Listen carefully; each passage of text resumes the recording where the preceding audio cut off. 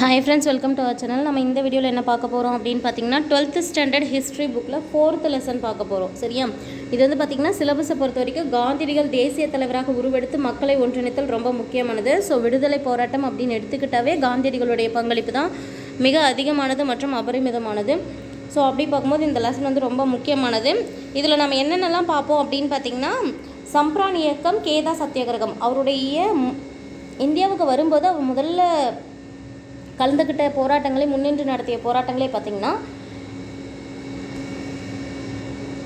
ஒன்று சம்ப்ரான் இயக்கம், இன்னொன்று கேதா சத்தியாகிரகம். அதற்கு பிறகு இந்த மாண்டிக செம்ஸ் போர்டு சீர்திருத்தங்கள் வந்தபோது என்னென்ன பிரச்சனைகள் வந்தது, மாண்டிக செம்ஸ் போர்டு சீர்திருத்தங்கள். அதே போல் இது வந்து பார்த்திங்கன்னா 1919 பிராமணர் அல்லாதோர் இயக்கம் மற்றும் ஒத்துழையாமை இயக்கம். பிராமணர் அல்லாதவர்களுக்கு இயக்கம், ஒத்துழையாமை இயக்கம்லாம் எப்படி இருந்தது, ஜாலியன் வாலாபாக் படுகொலை, அதன் பிறகு சுயராஜ்ய கட்சி தோற்றுவிக்கப்பட்டது மற்றும் அதோடைய செயல்பாடுகள், சைமன் குழுவும் வட்டமேசை மாநாடுகளும், காந்தியடிகளின் ஒப்பந்தம் மற்றும் அம்பேத்கரும் அரசியலும் அப்படிங்கிற எல்லா டாப்பிக்கும் பார்க்க போகிறோம். இந்த அனைத்து டாப்பிக்குமே ரொம்ப முக்கியமானது, கேள்வி கேட்கக்கூடிய ஏரியா தான். சரியா?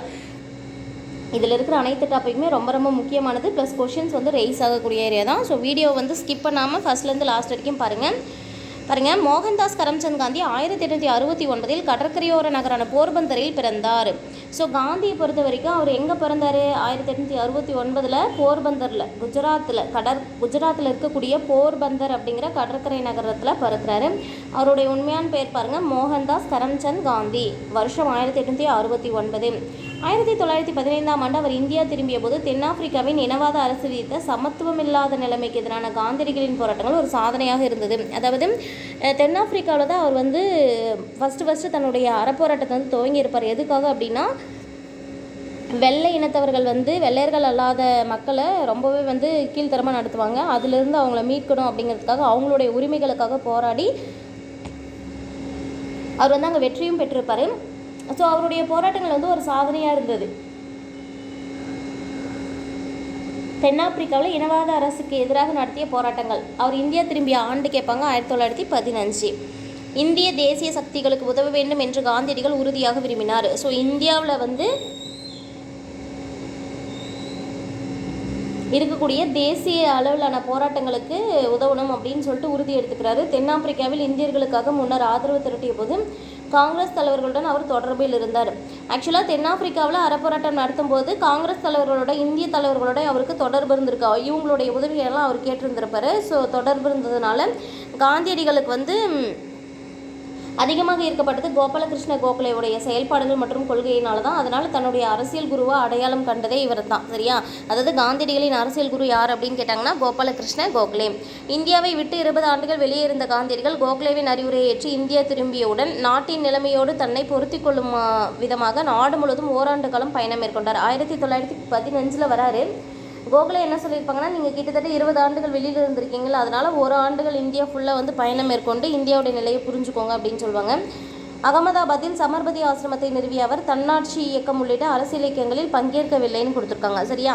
காந்தியடிகள் வரத்துக்கு முன்னாடி பார்த்திங்கன்னா தன்னாட்சி இயக்கம் ஒரு மிகப்பெரிய இயக்கமாக செயல்பட்டிருந்தது. இந்த தன்னாட்சி இயக்கத்துலலாம் அவர் இணையில் அகமதாபாத்தில் சமர்பதி ஆசிரமத்தை நிறுவினார். சமர்பதி ஆசிரமத்தை எங்கே நிறுவினார் அப்படின்னு கேட்கலாம், அகமதாபாத்.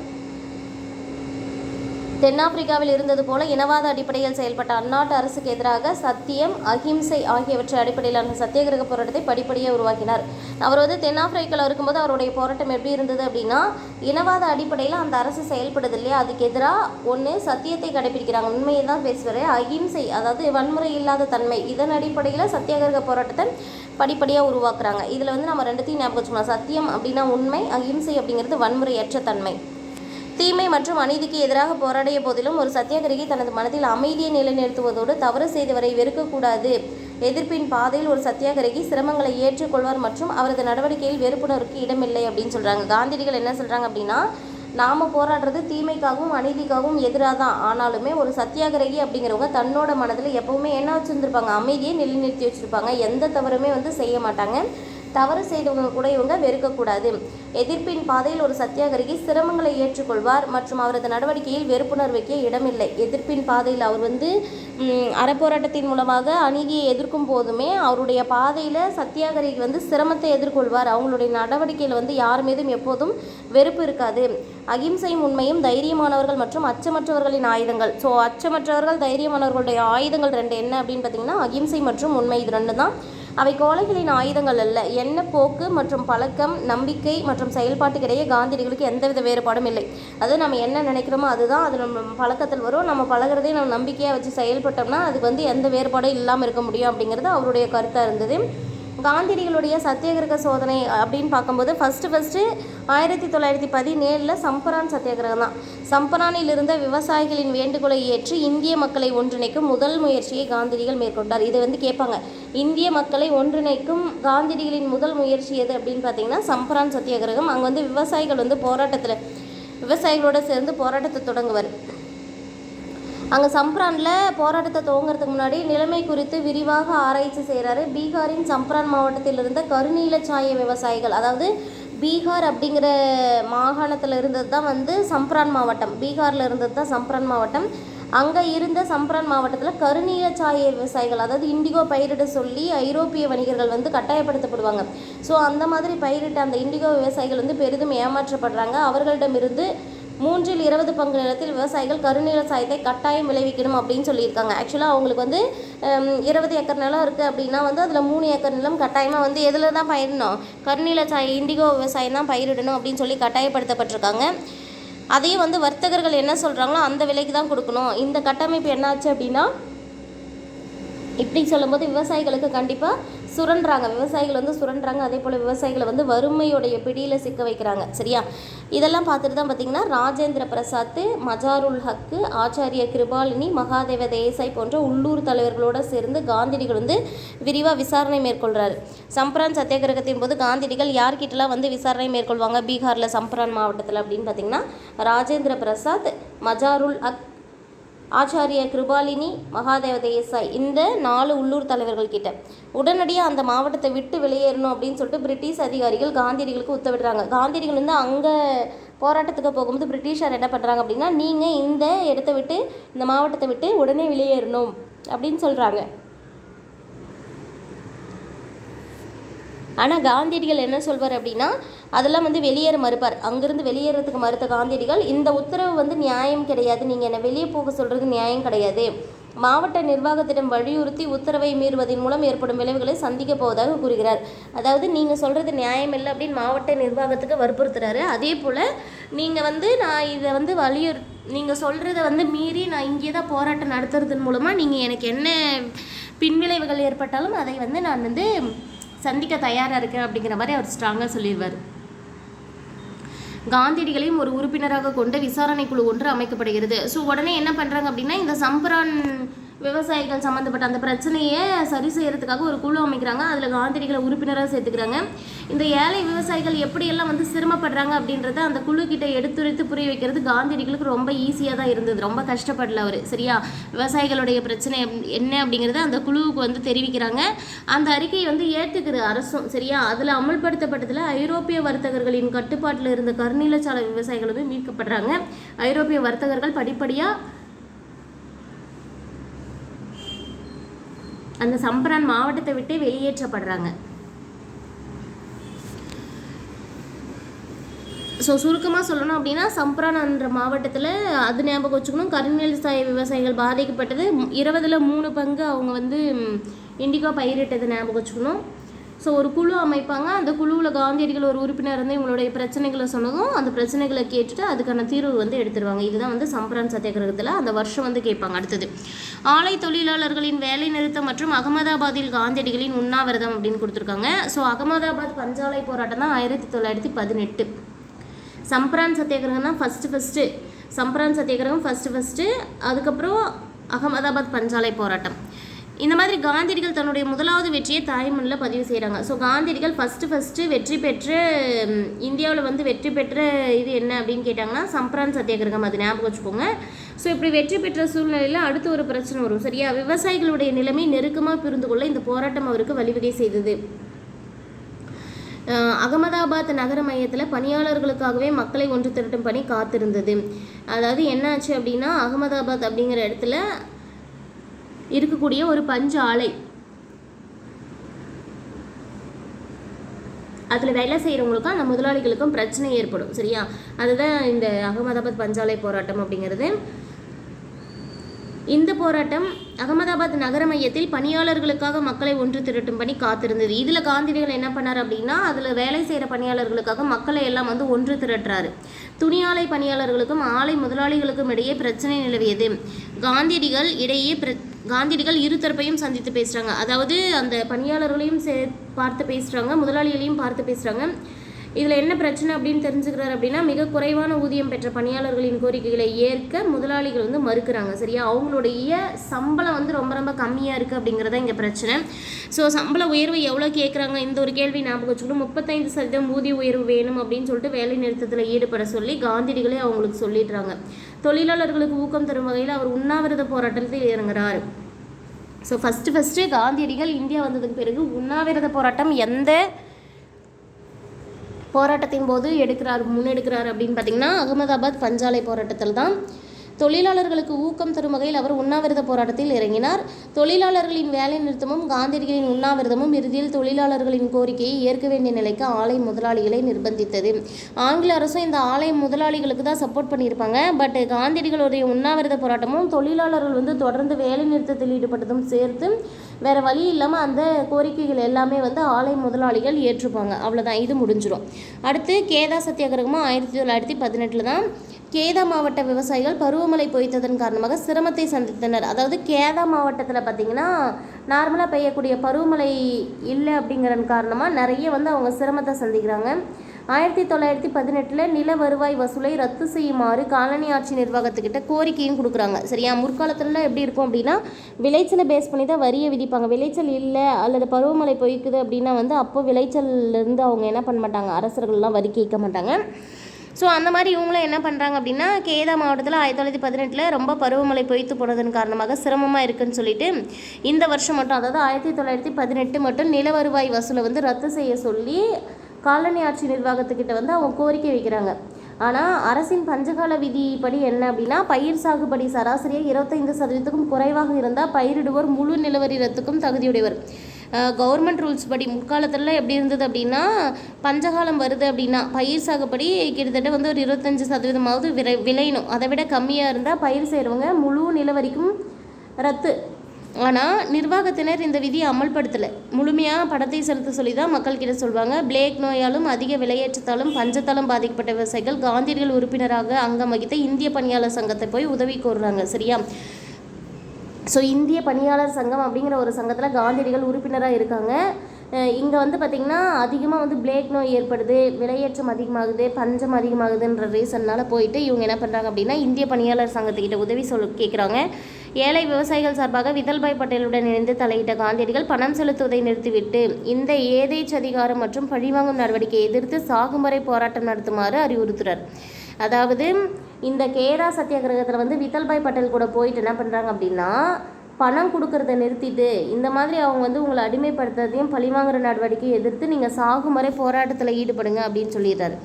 இளம் வழக்கறிஞரான வல்லபாய் பட்டேலும் இந்துலால் நாயக்கும் காந்தியடிகளுடன் இந்த இயக்கத்தில் இணைந்து விவசாயிகளை உறுதியாக இருக்குமாறு வேண்டினர். ஸோ காந்தியடிகள் மட்டும் இதில் வந்து பங்கு பெறல, கூடவே வல்லபாய் பட்டேல், இந்துலால் நாயக் இந்த 2 பேருமே காந்தியடிகள் கூட இந்த இயக்கத்தில் இணைந்து விவசாயிகளை வந்து உறுதியாக இருக்க சொல்லி வேண்டிக்கிறாங்க. பயிர்களை எடுத்துக்கொள்வது, போராட்டம் நடத்தியவர்களின் சொத்துக்களையும் கால்நடைகளையும் சொந்தமாக்கி கொள்வது, சில நேரங்களில் அவற்றில் சிலவற்றை ஏலமிடுவது என அரசு அடக்குமுறைகளை கையாளுது. ஸோ இப்படி இருக்கும்போது அரசு எந்த வகையான அடக்குமுறைகள் எல்லாம் கையாளுறாங்க அப்படின்னு பார்த்தீங்கன்னா, சொத்துக்களை எடுத்துக்கிறது. சரியா, சொத்துக்களை எடுத்துப்பது, கால்நடைகளையும் சொந்தமாக்கி கொள்வது, போராட்டம் யார் நடத்துகிறாங்களோ அவங்களுடைய சொத்துக்கள் மற்றும் கால்நடைகள் எல்லாம் இவங்க சொந்தமாக்கிக்கிறது, சில நேரத்தில் சிலவற்றை வந்து ஏலம் விடுறது, இந்த மாதிரியான அரசு அடக்குமுறையெல்லாம் கையாளப்படுது. எந்த விவசாயியால் பணம் செலுத்த முடியுமோ அவர்களிடம் இருந்து மட்டுமே வருவாயை வசூல் செய்ய வேண்டும் என்று அரசு நிர்வாகத்தினர் அறிவுறுத்தல்களை வெளியிட்டனர். ஸோ அரசு நிர்வாகம் என்ன பண்ணுது அப்படின்னா, எந்த விவசாயிக்கிட்ட பணம் செலுத்த முடியுதோ அவங்கக்கிட்ட மட்டும் வரி வசூலித்தா போதும் அப்படின்னு சொல்லிட்டு வெளியிடுறாங்க. இதனை அறிந்த காந்தியடிகள் போராட்டத்தை விலகிக் கொள்ள முடிவு செய்தார். ஸோ கவர்மெண்ட் இந்த மாதிரி அறிவித்ததுமே என்ன பண்ணுறாரு அப்படின்னா காந்தியடிகள் போராட்டத்தை கைவிற்றலாம் அப்படின்னு முடிவு பண்ணுறாரு. காந்தியடிகள் தலைமையில் நடந்த 3 போராட்டங்களும் இந்திய நாடு எங்கிருக்கிறது என்ற உணர்வை அவருக்கு வழங்கும் விதமாக அமைந்தது. காந்தியடிகள் அவருடைய தலைமையில் கிட்டத்தட்ட 3 போராட்டம் நடந்துச்சு. ஃபஸ்ட்டு சம்பரான் சத்தியாகிரகம் 1917, அகமதாபாத் பஞ்சாலை வேலை நிறுத்தம் 1918, கேதா சத்தியாகிரகம் 1918.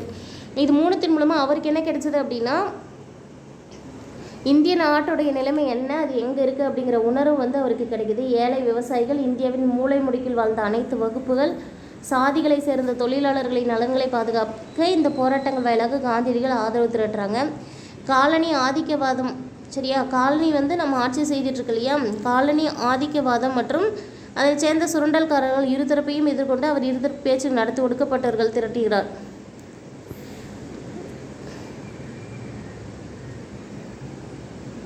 One second. ஸோ காலனி ஆதிக்கவாதம் மற்றும் இந்தியாவை சேர்ந்தவர்கள் இருக்காங்க இல்லையா, இந்த போராட்டத்தில் இந்தியாவை சேர்ந்த சுரண்டல்காரர்கள் 2 தரப்பையும் எதிர்கொண்ட அவர் இருதரப்பிலும் பேச்சு நடத்துகிறார். ஆங்கிலேயர்கள் மட்டும்தான் சுரண்டுறாங்களா அப்படின்னா இந்தியாவிலும் சில சுரண்டல்காரர்கள் இருக்காங்க, அவங்ககிட்டையும் சந்தித்து பேச்சு மாத்திரை நடத்துகிறாங்க.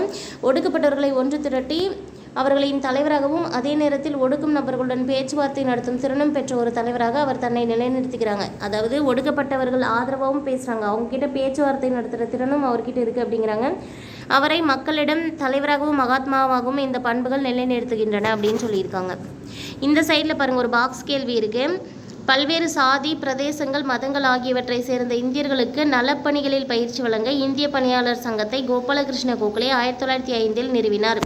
இப்போது காந்தியடிகள் உறுப்பினராக இருந்த ஒரு சங்கம் பார்த்தோம், இந்திய பணியாளர் சங்கம். அந்த இந்திய பணியாளர் சங்கம் எப்போது தொடங்கப்பட்டது அப்படின்னு பார்த்தீங்கன்னா 1905. தொடங்கியவர் கோபாலகிருஷ்ண கோகலே. கோபாலகிருஷ்ண கோகலே தான் யாருன்னு பார்த்தீங்கன்னா காந்தியடிகளுடைய அரசியல் குரு. கோபாலகிருஷ்ண கோகலேயுடைய கருத்துக்களால் ஈர்க்கப்பட்டு இவரும் என்ன பண்ணுவார் அப்படின்னா இந்திய பணியாளர் சங்கத்தில் சேர்வார் காந்தியடிகள். பின்தங்கிய ஊரக மற்றும் பழங்குடியின மக்களின் மேம்பாட்டுக்காக தன்னை அர்ப்பணித்து கொண்ட நாட்டின் முதலாவது மதச்சார்பற்ற அமைப்பு. இது ரொம்ப முக்கியமான கேள்வி, சரியா. பின்தங்கிய மக்கள், ஊரக மக்கள் மற்றும் பழங்குடியின மக்கள் இவங்களுடைய மேம்பாட்டுக்காக தன்னை அர்ப்பணித்து கொண்ட நாட்டிலேயே முதலாவது மதச்சார்பற்ற அமைப்பு எது அப்படின்னு கேட்டாங்கன்னா இந்திய பணியாளர் சங்கம் தான். நிவாரண பணி, கல்வி அறிவூட்டல் மற்றும் இதர சமூக கடமைகளில் உறுப்பினர்கள் தங்களை ஈடுபடுத்தி கொண்டனர். அதாவது நிவாரண பணிகள் மற்றும் கல்வி அறிவூட்டும் செயல்கள், மற்ற சமூக கடமைகளில் உறுப்பினர்கள் தங்களை ஈடுபடுத்திக்கிறாங்க. 5 ஆண்டு காலத்துக்கு பயிற்சி பெற வேண்டிய உறுப்பினர்கள் குறைவான சம்பளத்துக்கு பணியாற்ற ஒப்புக்கொள்ள வேண்டும். 5 வருஷம் பயிற்சி பெறணும் அப்படின்னு பார்த்தீங்கன்னா குறைவான சம்பளத்துக்கு பணி செய்கிறதுக்கு ஒத்துக்கணும். இந்த அமைப்புடைய தலைமையகம் மகாராஷ்டிராவுடைய பூனாவில் இருந்தது. எதோடைய தலைமையகம்? இந்திய பணியாளர் சங்கத்துடைய தலைமையகம் மகாராஷ்டிராவின் பூனாவில் இருந்தது.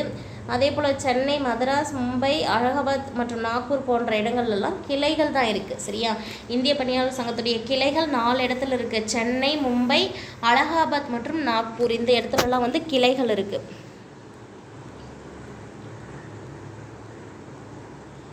ஸோ காந்தியடிகள் போராட்டங்கள் மட்டும் பார்த்தாச்சு. இப்போ பார்க்க வருது மாண்டேகு செம்ஸ் போர்டு சீர்திருத்தங்கள்.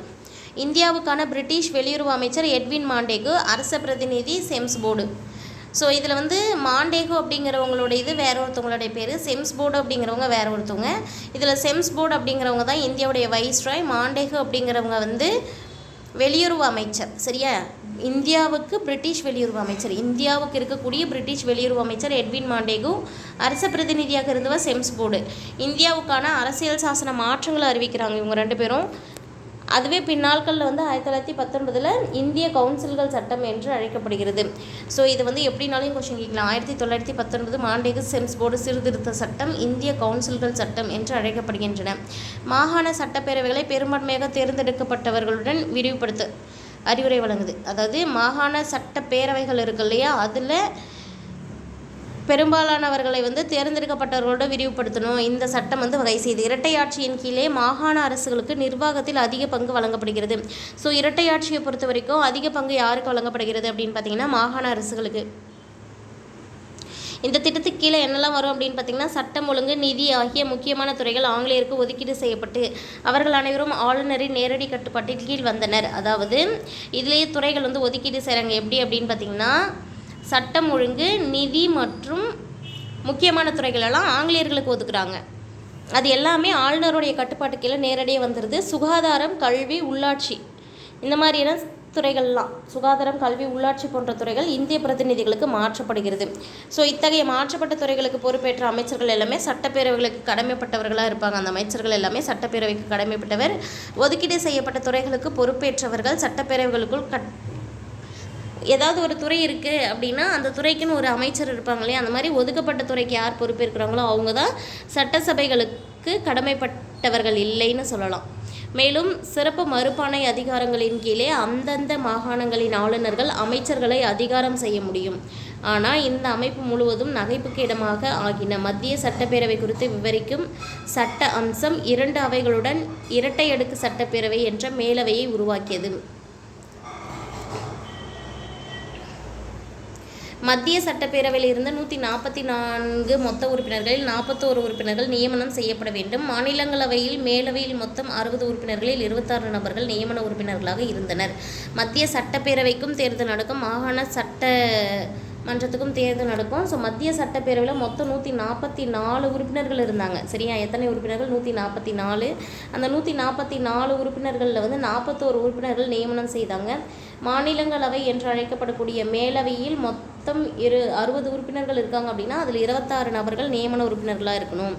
கவர்னர் ஜெனரல் மற்றும் அவரது நிர்வாக கவுன்சில் மீது, கவர்னர் ஜெனரல் இருக்காங்களே அவங்களுடைய நிர்வாக கவுன்சில் மீது, அவங்களுடைய ஃபேமிலி மீதெல்லாம் வந்து எந்த கட்டுப்பாடும் இல்லை. ஆனால் மாகாண அரசுகள் மீது மத்திய அரசுக்கு முழு கட்டுப்பாடு இருந்தது. மாகாண அரசுகள் மீது மத்திய அரசிற்கு முழு கட்டுப்பாடு. இதன் விளைவாக ஐரோப்பிய அல்லது ஆங்கிலேய அதிகாரிகளின் கைகளில் அதிகாரம் குவிந்திருந்தது. வாக்களிக்கும் உரிமையும் தொடர்ந்து கட்டுப்பாடுகளை கொண்டிருந்தது. பிரிட்டனின் போர் முயற்சிகளுக்கு நிபந்தனையற்ற ஆதரவு கொடுத்த இந்தியாவின் பொதுநலன் மீது அக்கறை கொண்ட மக்கள் இன்னும் நிறைய எதிர்பார்த்தனர். அதாவது பிரிட்டனில் போர் முயற்சிகள் நடைபெறுது இல்லையா, அப்போ நிபந்தனையற்ற ஆதரவு கொடுத்த போது இந்தியாவின் பொதுநலன் மீது அக்கறை வச்சு மக்கள் வந்து இன்னும் நிறைய எதிர்பார்த்தாங்க அப்படின்னு சொல்கிறாங்க. இந்த திட்டம் 1918ஆம் ஆண்டு அறிவிக்கப்பட்டது பாருங்கள். 1918 இந்தியா முழுவதும் விமர்சனத்திற்கு உள்ளானது. 1918ஆம் ஆண்டு ஆகஸ்ட் மாதம் பம்பாயில் நடந்த இந்திய தேசிய காங்கிரஸின் சிறப்பு அமர்வில் இந்த திட்டம் பற்றி விவாதிக்கப்பட்டது. இந்த திட்டம் ஏமாற்றத்தையும் அதிருப்தியையும் அளிப்பதாக காங்கிரஸ் சொல்கிறாங்க. பொது கருத்தை உருவாக்குவதில் தாங்கள் வழக்கமாக பின்பற்றிய ஆசை காட்டி மோசம் செய்யும் கொள்கையை தான் காலனி ஆதிக்க அரசு வந்து செய்திருக்காங்க.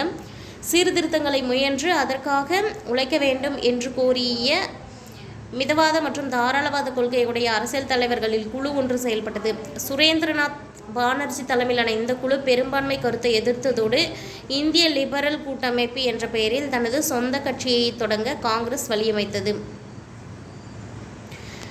ஸோ ஃப்ரெண்ட்ஸ் 4.1 4.2 ரெண்டுமே வந்து இதில் பார்த்தாச்சு. 4.3 4.4 வந்து நெக்ஸ்ட் வீடியோவில் பார்க்கலாம். நம்ம சேனல் இப்போ தான் ஃபஸ்ட் டைம் பார்க்குறீங்க அப்படின்னா சேனலை சப்ஸ்கிரைப் பண்ணிக்கோங்க. பக்கத்தில் இருக்கிற பெல் ஐக்கனை கிளிக் பண்ணி ஆல்னு செட் பண்ணி வச்சுக்கோங்க. தேங்க்யூ.